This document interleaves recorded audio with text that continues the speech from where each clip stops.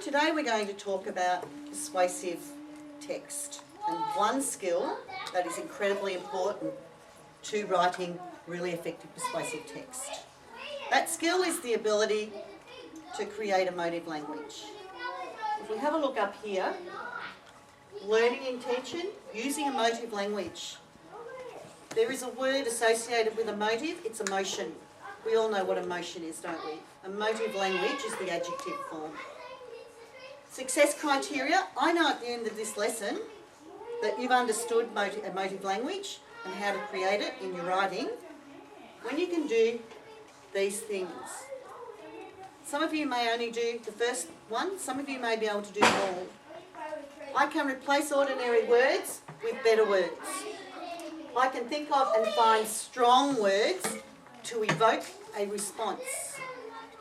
I can write a strong sentence.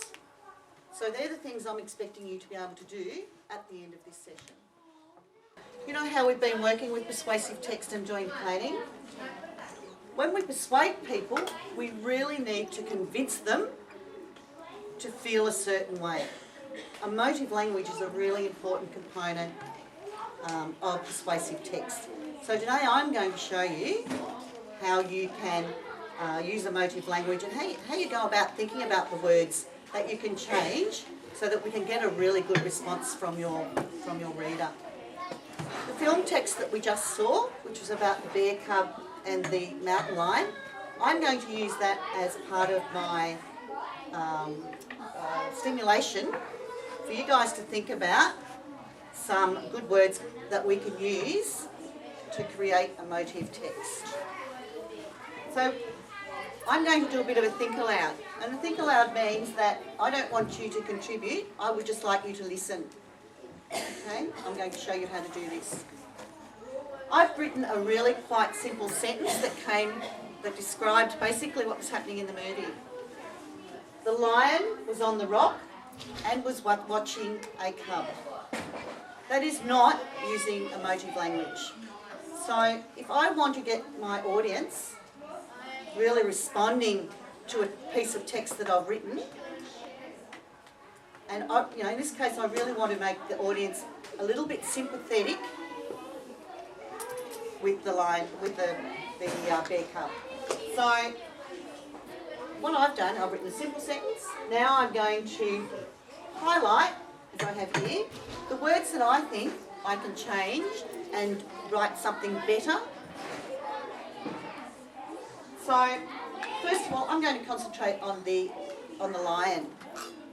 There's a couple of things that I reckon I could add there to make it a little bit more interesting. So I'm going to add, because I think lions are menacing, I want to add menacing lion, but because I really know it's a mountain lion, and I love the idea of that menacing mountain lion, it sounds really good. So can you type those words in for me? Menacing mountain lion.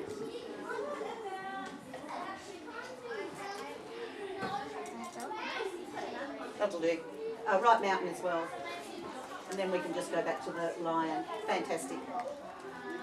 The next bit was on the rock. I mean, really that's not telling me anything. So I'm going to change that to, for me, I reckon loomed is a really good word because it has a little sense of impending doom attached to it. A bit of sinister stuff. So can I have loomed there? Sorry, L-O-O-M-E-D. Is it a new word for you? This is sounding really good. I'm really pleased with this sentence. Now rock, I love rock because it actually is a word. It has like it sounds like what it is. I'm going to put up there jagged rock because that is going to help the reader really visualise where this mountain lion is.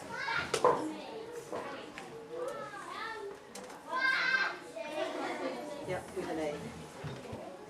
The E-R-E-D. Well done. Oh, sorry, jagged E-D on the end. Yep, that one. Well done. Watching. That's pretty basic.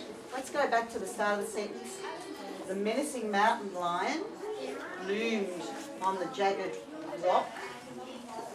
And I'm going to put staring, because I reckon he was staring hungrily.